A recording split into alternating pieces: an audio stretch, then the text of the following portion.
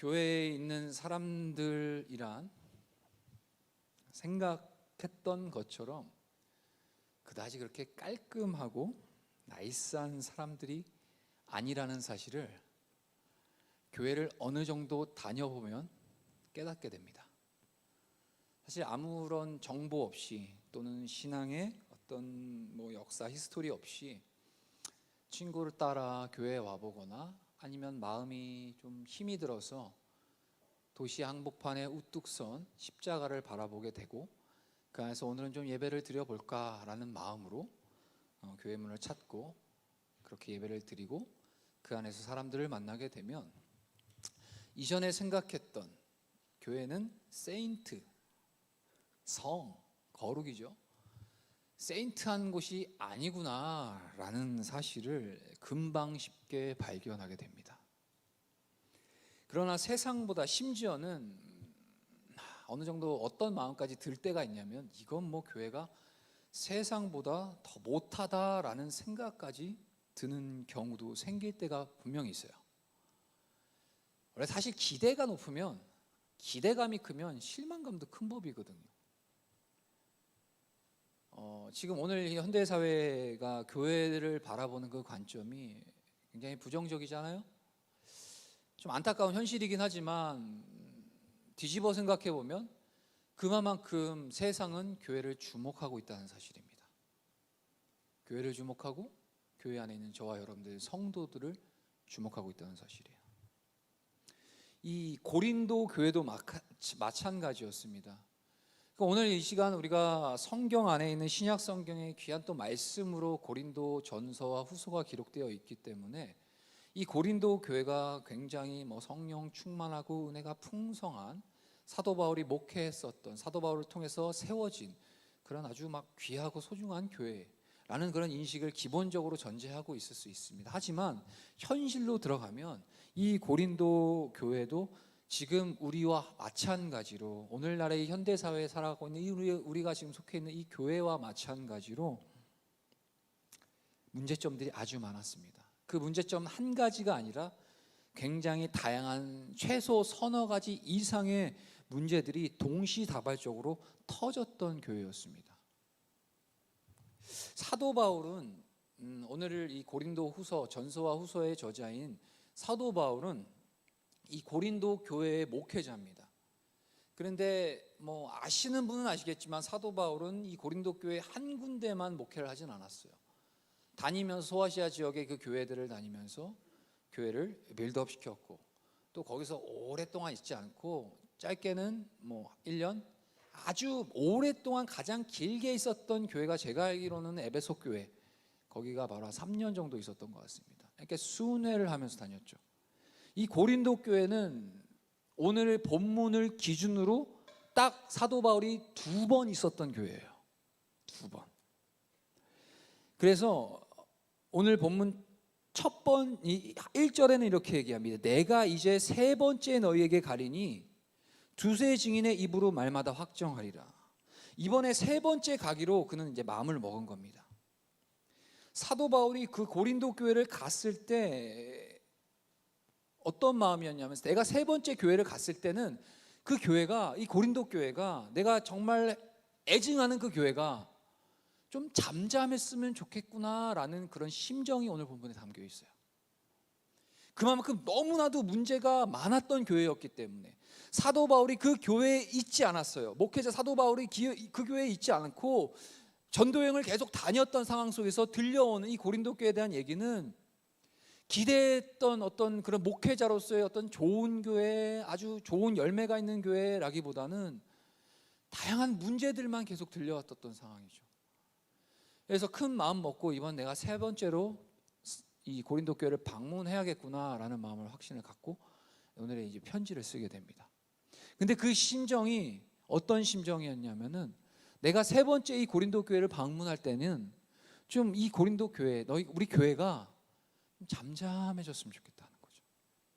좀 더 나은 방향으로 개선되고 다시 행여라도 하나님 말씀 밖으로 성도들의 어떤 그런 온전치 못한 모습들 속에서 많은 분쟁과 여러 가지 문제점들이 있었다면은 좀 다시 회복돼서 바르고 온전한, 정말 목회자로서 이렇게 기대할 만한 그 교회로서의 모습을 바라보길 원했던 거죠.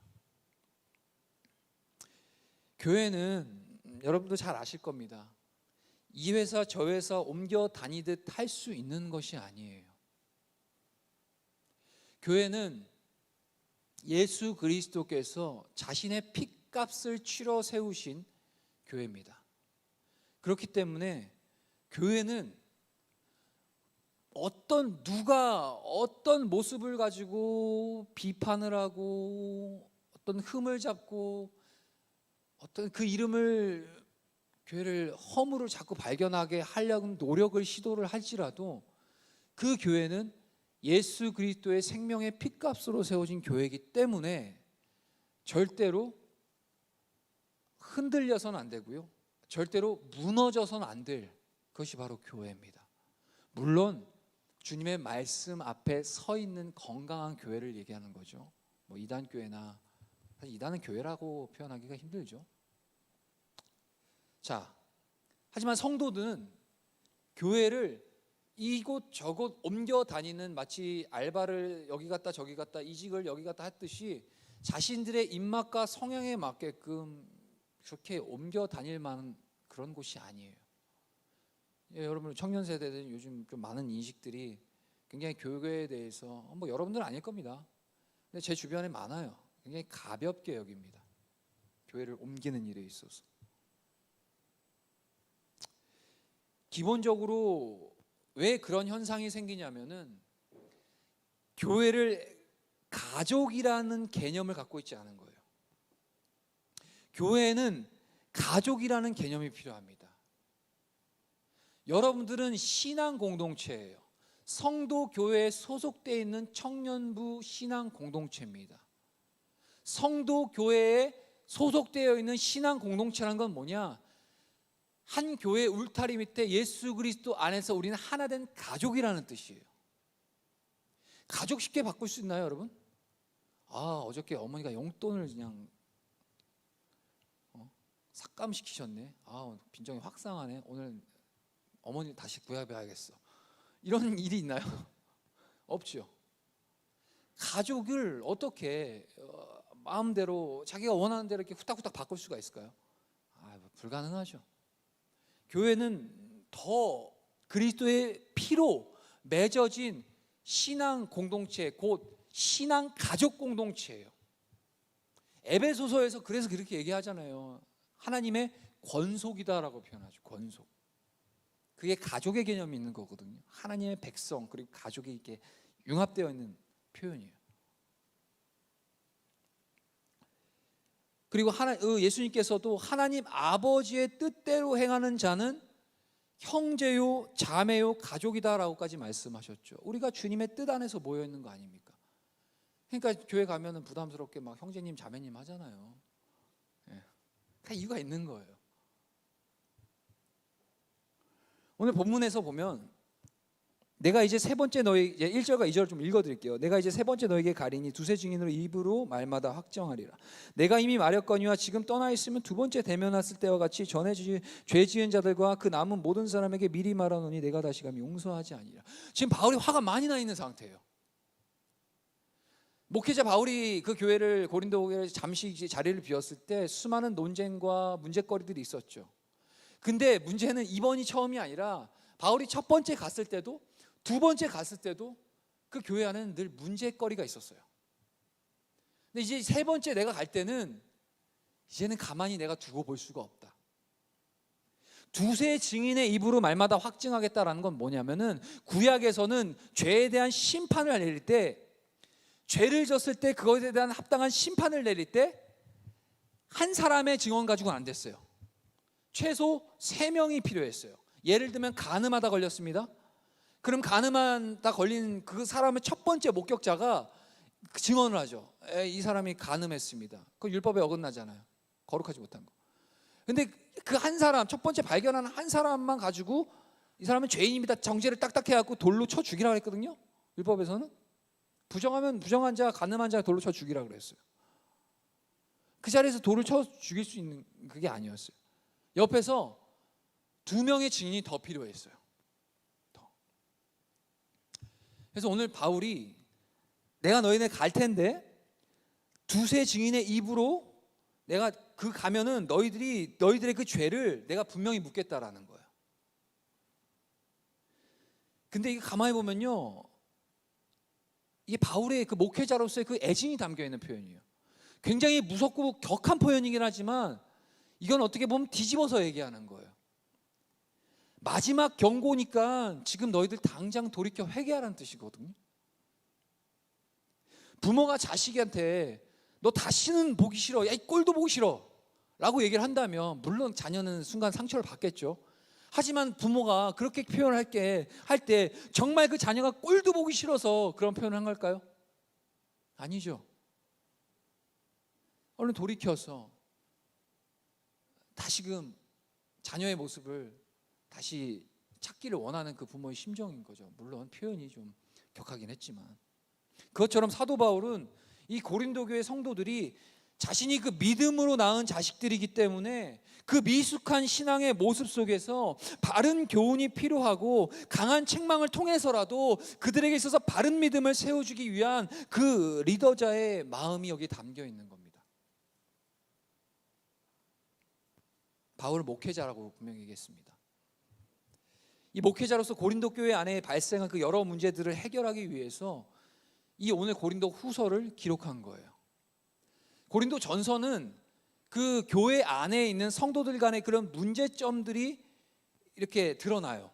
뭐 우상 문제, 의상 제물을 먹는 문제, 뭐 당파를 나누는 문제, 여러 가지 그 교회 안에 발생된 그 문제가 무엇인지를 고린도 전서에서 담겨 있는데, 고린도 후서에서는 주로 어떤 이야기들이 있냐면은 그 고린도 교회 안에 어떤 문제가 생겼냐면은 바로 목회자인 그 바울, 그 자리를 비웠던 그 목회자 바울에 대한 자격 여부에 대해서 시비를 거는 그런 상황이 발생된 겁니다. 저 바울 목회자로서 자격이 없어. 바울은 사도가 아니야. 그렇기 때문에 우리 고린도 후서 1장에 보면은 자기 자신을 어떻게 표현하면은 그리스도의 사도라고 표현하거든요. 사도의 자격 요건이 있어요. 사도의 자격 요건은 가장 대표적으로 예수님과 함께 했던 사람이, 직접적으로 예수님 공생애 때 살아계실 때, 혹시라도 지금 내가 사도하다 그러면 사도다 그러고 나서 막 어느 교회 목사님이 난 사도야 그런 분 있으면 멀리하세요. 그 교회 나오세요. 안 됩니다. 그건 문제 있는 겁니다. 사도의 조건은 오직 예수 그리스도께서 이 땅에 공생애 하실 때 그때 함께 했었던 그 제자들만이 사도일 수 있어요. 근데 사도 바울, 사도 바울은 사실상 그 우리가 알고 있는 12제자 안에는 속해 있지 않죠. 그죠? 근데 바울은 사도예요. 왜냐? 바울은 이전에 제가 사도행전을 굉장히 많이 여러분들과 나눴죠. 바울 얘기를 많이 했습니다. 자주 했습니다. 바울은 다메섹에서 그리스도인들을 죽이기 위해 가는 그 과정 안에서 다메섹 도상에서 예수님을 만났어요? 못 만났어요? 만났어요. 예수님을 직접 받고 예수님으로도 직접 사명을 받았어요. 사도가 확실한 거죠. 근데 이 고린도 교회 안에 어떤 문제가 생겼냐면은 바울이 지금 자리를 비어있는 그 틈을 타서 목회자 바울에 대한 자격 여부를 막 자기들끼리 따지고 있는 거예요.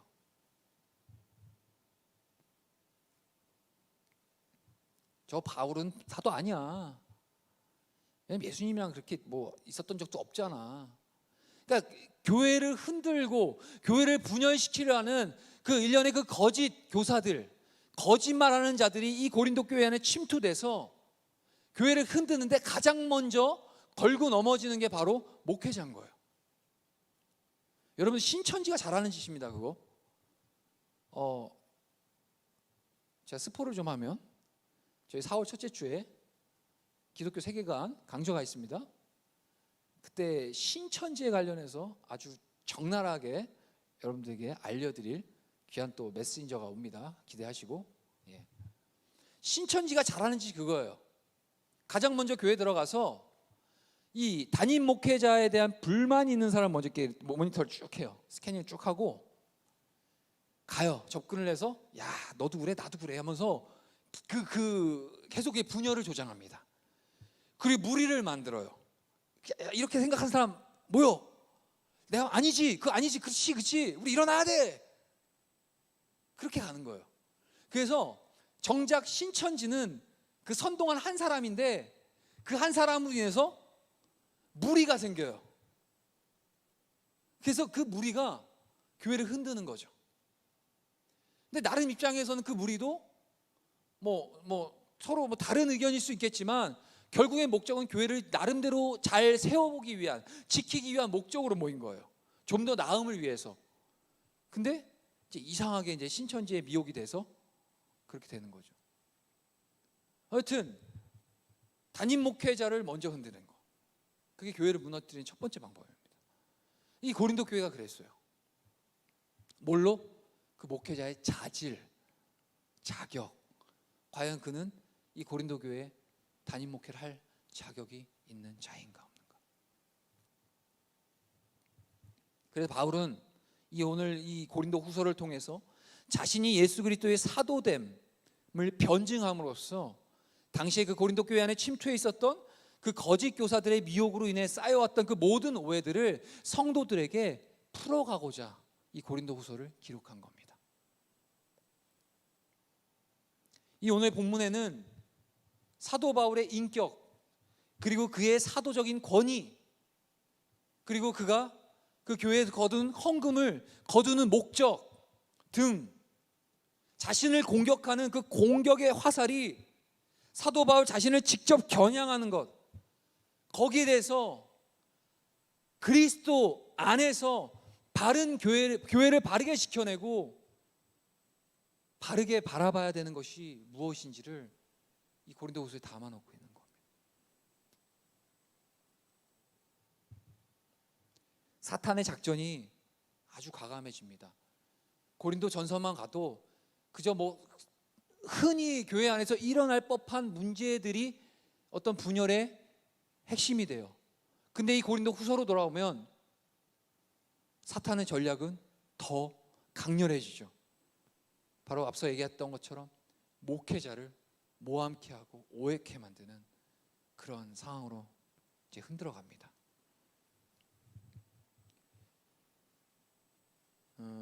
사도 바울의 자신의 인격이나 사도성 그리고 도덕성에 대해서 계속해서 이제 드러내는 거예요, 바울이.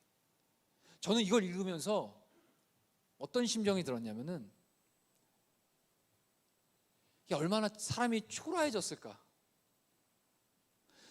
정말로 우리 오늘날의 표현을 하면 영혼을 다 갈아 넣어서 주의 거룩한 몸된 교회를 세우기 위해서 생명무지하지 않고 목숨을 걸고 거룩한 교회를 세우기 위해서, 그리고 성도들은 주의 사랑으로 품어내기 위해서 이렇게 하나님께 기도하면서 간절히 세웠는데 순식간에 성도들이 거짓 교사의 그 미혹에 이끌려서 그 목회자 바울을 향해서 그 핍박과 책망과 질타의 화살을 겨누고 있는,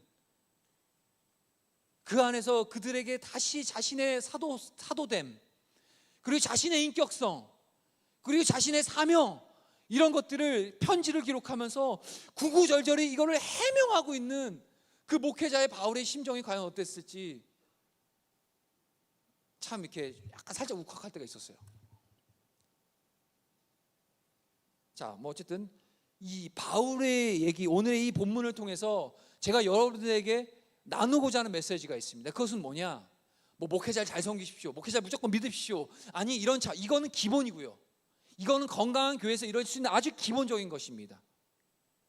넘어서 여러분들의 자격에 대해서 한번 묻고 싶은 거예요. 단지 목회자만의 얘기가 아닌 겁니다. 오늘 이 본문을 통해서 제가 여러분과 나누고자 한 목적은 2023년도 우리 청년 공동체에게 주신 그 분명한 비전이 있습니다. 그게 뭐라고요? 예수님의 마음으로 섬기는 청년부.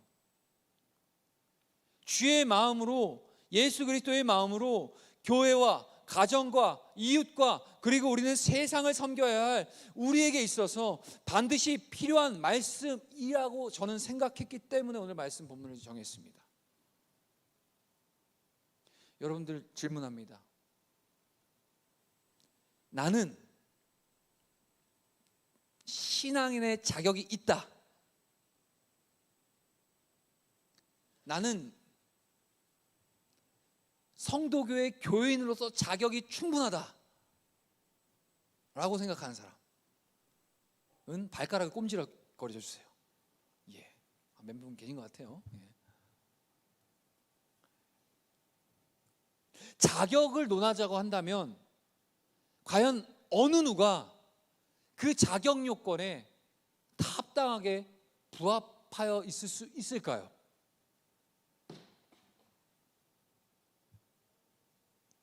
빙고.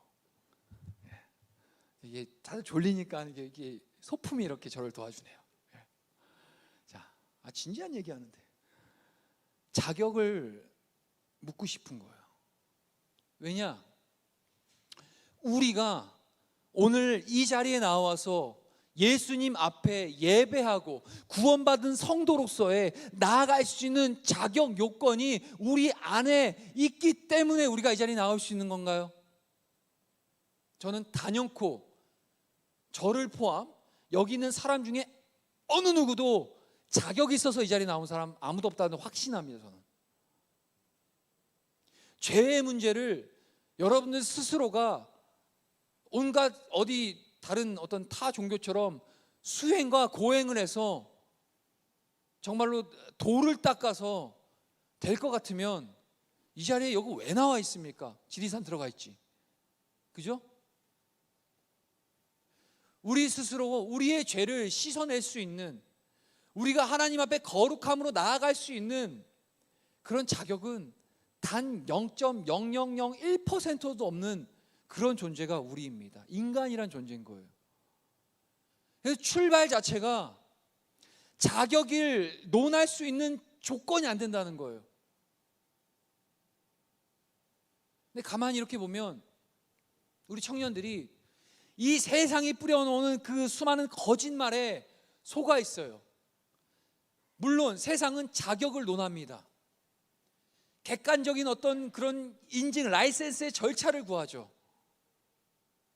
하지만 세상과는 달리 신앙인의 자격은 절대로 인간 개인에게부터 부여되지 않는다는 사실이에요.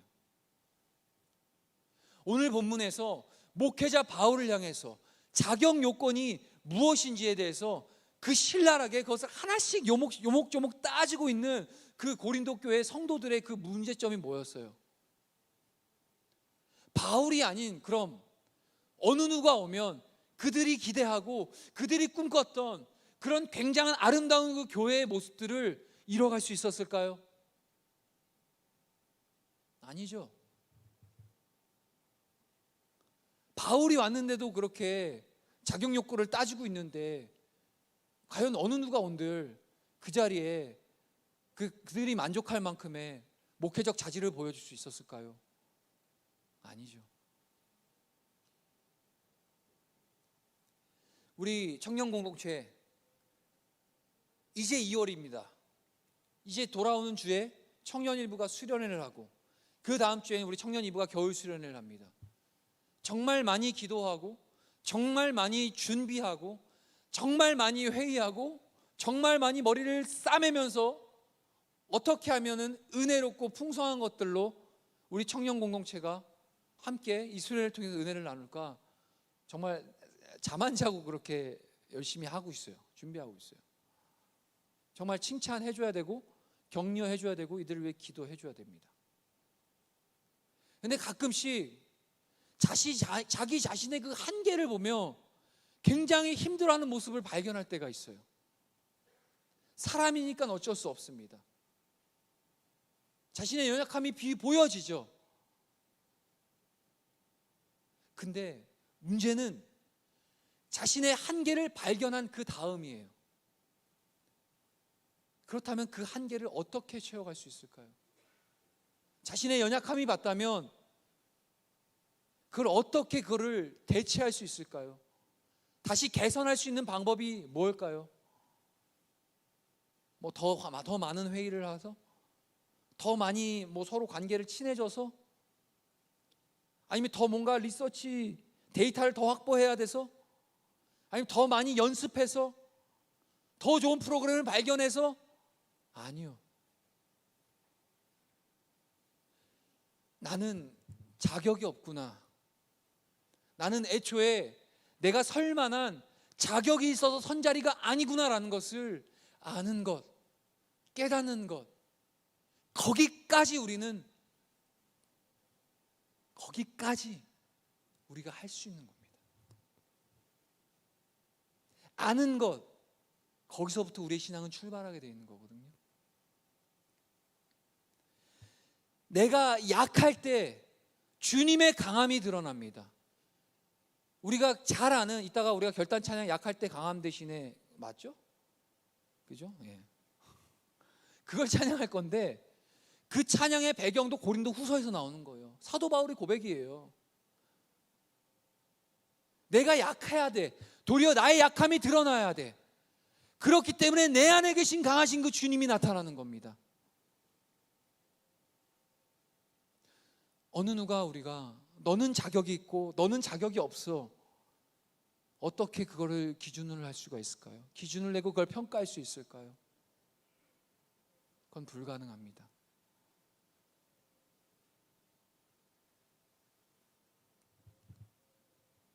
참 마음이 아픈 부분이 있어요.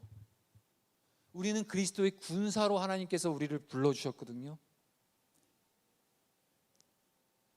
데살로니가전서 거길 보면 바울은 성도들에게 너희는 그리스도의 군사다, 의의 군사다라고 표현하거든요. 군사는 사령관의 명령에 무조건적으로 복종해야 되는 존재입니다. 그죠? 이제 조만간 군대 가야 될 우리 형제들, 저랑 눈 마주치는 몇 명, 심심한 위로를 다시 한번 보내드리겠지만, 국방의 의무는 반드시 해야 됩니다. 이제 군대를 가면은 더 알게 됐죠. 그 군대에 있는 그 위계 체계를 보면 대장이 시키는 건 해야 되는 거예요. 여지가 없어요. 아우, 저는 자격이 없어요. 저는 아직 짬이 안 됩니다. 그거 아니에요. 하면 해야 돼요. 시키면 해야 되는 거예요. 그게 명령 체계예요. 그래야 군대 기강이 잡히는 거고, 그 안에서 정말 전투할 수 있는 의지가 생기는 겁니다. 명령에는 그게 중요하죠. 모든 책임은 대신 누가 지죠? 명령자가 책임을 지는 겁니다. 그 사령관이. 우리를 그리스도 군사라고 불러주셨거든요. 자, 그럼 우리 청년 공동체에 한번 적용시켜 봅시다. 2023년 예수님의 마음으로 교회를 섬기고, 가정을 섬기고, 이웃을 섬기고, 세상을 섬겨야 할 저와 여러분들입니다. 사명을 주신 거예요. 명령을 주셨고 미션을 주셨습니다. 우리를 그리스도의 군사로 부르셨고요. 그럼 우리 해야 돼요, 말아야 돼요? 해야 되죠. 중요한 게 있습니다. 우리 주님은 그 군사로 부르실 때 그냥 아무것도 안 주시고 그냥 덩그러니 정말 그냥 빈몸으로 그냥 해, 이렇게 안 하세요. 거기에 합당한 무기를 주시고 거기에 합당한 준비를 시키세요. 예수님의 마음이란 강력한 무기를 우리는 소지해야 되는 것이고, 섬김이라고 불리는 그 탄환을 그 무기 안에 장착한 그리스도의 군인인 거죠. 그리고 나아가 예수 그리스도의 마음으로 세상과 교회와 이웃과 우리 가정을 섬기는 것. 그 출발점이 이제 돌아오게 될 수련의 현장입니다. 여러분들의 자신에 대한 자격에 대해서 여러분 스스로 평가하지 마십시오. 이건 단지 제가 예를 들어 수련을 준비하는 우리 임리더들을 예를 들어 얘기한 거지만, 그게 뿐만이 아니죠. 성도된 우리들 모두가 성도로서의 자격, 도대체 성도로서에 대한 자격이 뭔가요? 이 정도 해야 성도교회 성도 될 수 있는 자격이 생기는 게 뭐 어떤 기준이 있나요? 물론 학습의 과정이 있죠. 그죠? 기본적인 절차는 있지만 그걸 얘기하는 게 아니잖아요. 주의 부르신 이 자리, 하나님의 구원받은 성도로서 하나님의 백성으로서 나올 수 있는 그 자격이 과연 어디로부터 주어지는 건가요?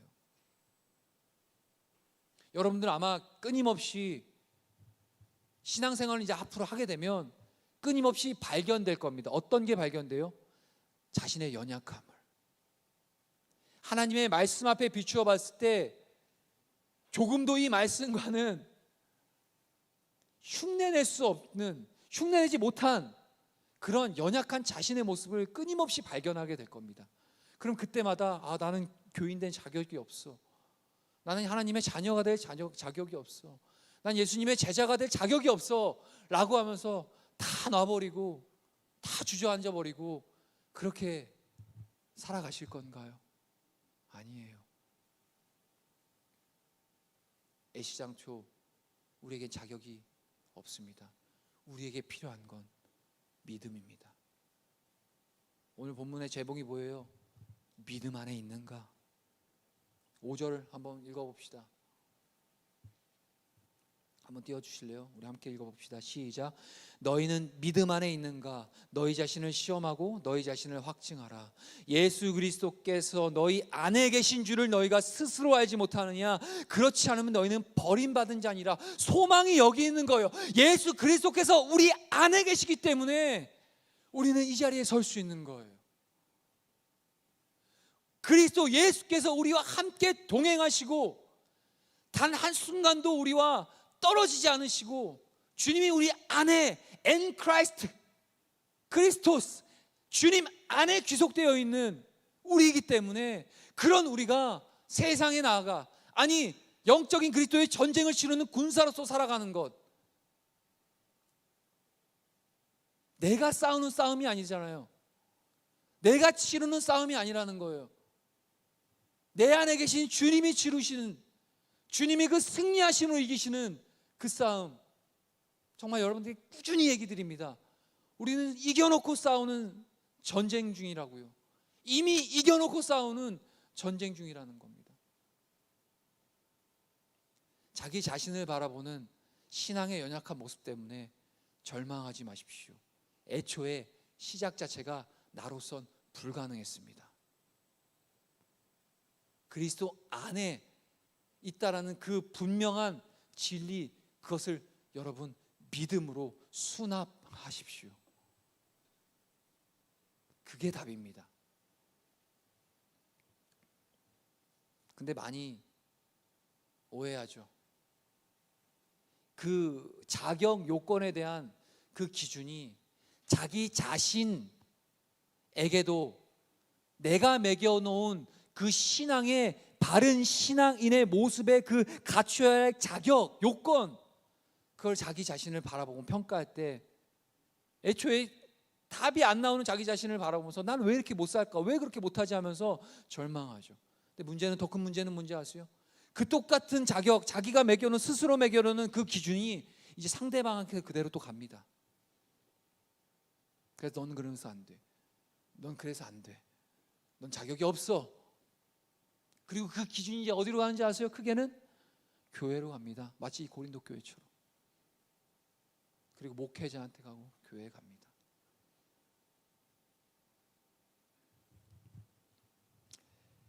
우리 그러지 맙시다. 우린 그리스도 안에 있는 사람들입니다. 너희는 이 마음을 품으라 곧 그리스도의 마음이니. 우리가 구해야 될 건 내가 성도다울 수 있을 만한 성도의 그 기준, 내가 만들어 놓은 그런 학문적 신학적 기준, 그런 어떤 그 종교적 행위의 기준들을 가지고 자기 자신을 평가하거나 판단하지 마세요. 그리고 그 기준을 가지고 옆에 있는 우리 형제, 자매, 우리 권속들, 가족들을 평가하지 마시고 나아가 여러분이 소속되어 있는 이 신앙 공동체를 평가하지 마세요. 미우나 고우나 우리는 예수 그리스도가 머리가 되신, 그리고 우리는 그의 머리에 붙어 있는 몸이라는 사실이에요. 예수가 머리, 우리는 지체보험. 그 사이에 뭐가 있죠? 목사가 있어요. 예, 학습을 잘했군. 예, 이거는 지난주 금요기도회 때 참여한 분은 아시는지, 살짝 제가 조크를 한 건데, 우리 그런 교회라는 거예요. 결국 이 교회의 주인은 예수님이시라. 그러니까 소망을 여러분 절대 자기 자신에게서 찾지 마십시오. 그리고 옆에 있는 그 지체에게 찾지 마십시오. 그리고 뭐 이런 공동체를 운영하는 어떤 그런 행정 체계나 아니면 이런 구조적인 어떤 시스템에 찾지 마세요. 필요해요. 바른 시스템, 바른 구조 필요합니다. 하지만 이 모든 것 운영해 나가시는 건 바로 우리 안에서 살아 역사하신 그리스도 예수, 그분 안에 있다는 것을 믿는 것, 믿음 안에 있는지, 그러한 믿음 속에 있는지 여러분들 스스로를 다시 한번 점검하시고 우리 신앙공동체가 그렇게 점검해 나갈 수 있었으면 좋겠습니다. 우리 찬양팀 나와주십시오.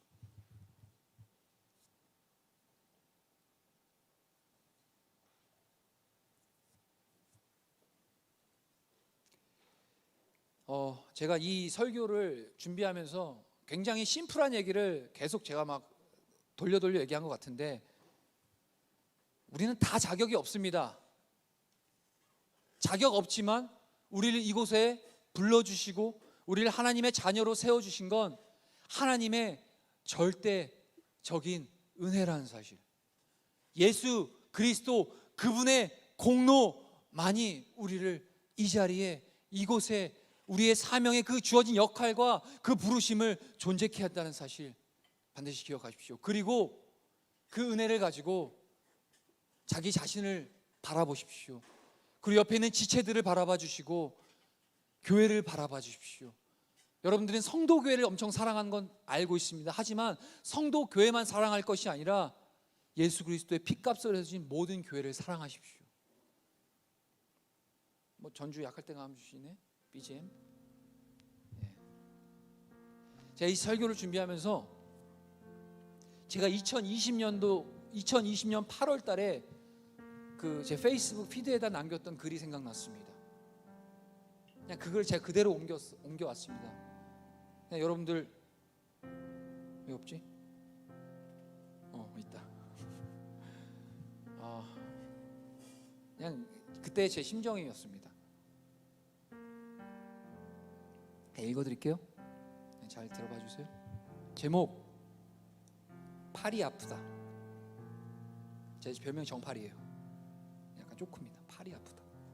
정팔이가 아프다.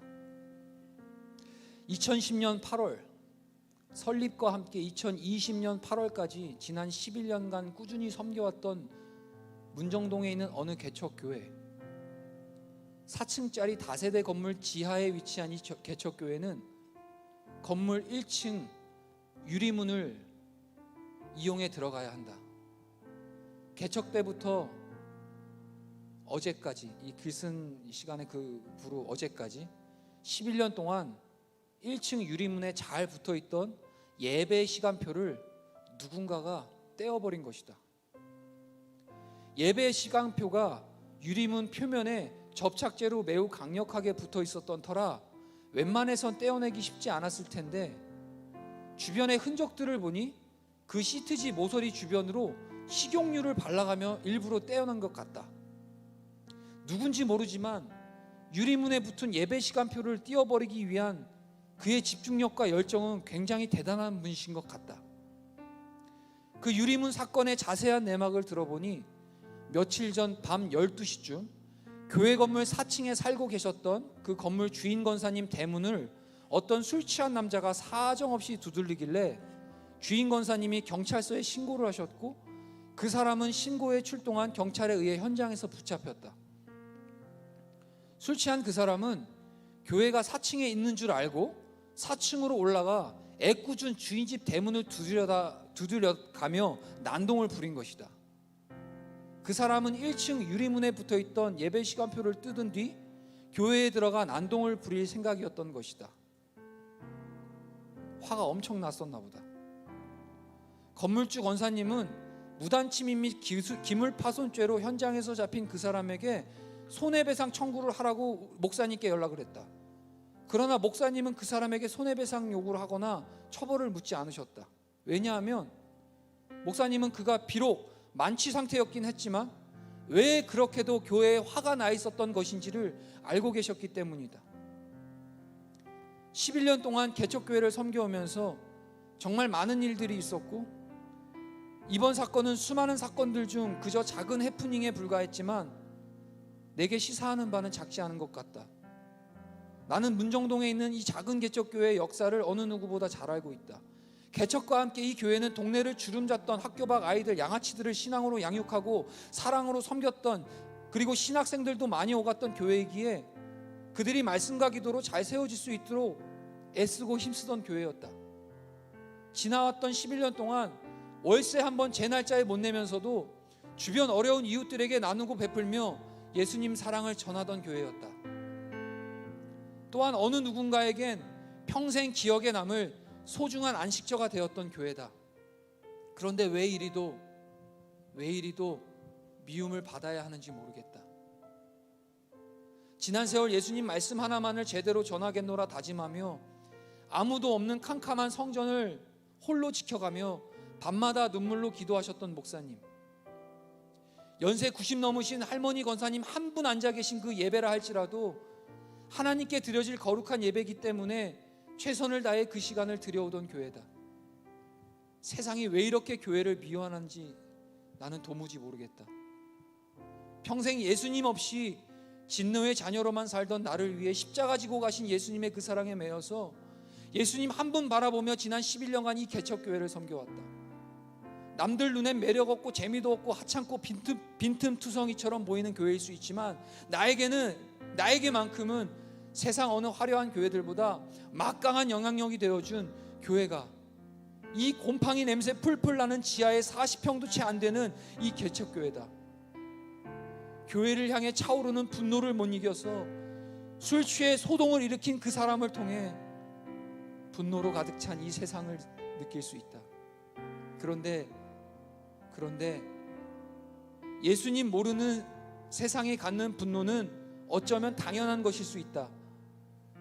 그러나 교회들마저, 성도들마저 분노로 가득한 것 같다. 세상에 구원받아야 할 영혼이 술김에 홧김에 교회 기물이라도 파손해서 예수님 없이 사는 그 허망한 자기 삶의 의문들을 물어갈 수만 있다면 얼마든지 참아줄 수 있다고, 그리고 이해해줄 수 있다. 그러나 내 마음이 아픈 이유는 이 분노하는 세상이 아니라 이 분노하는 교회로 인합니다. 교회를 향한 교회의 분노는 교회의 머리가 되시는 예수님을 아프게 한다. 그리고 내 자신이 바로 교회다. 그래서 교회가 아프면 나도 아프다. 팔이 아프다.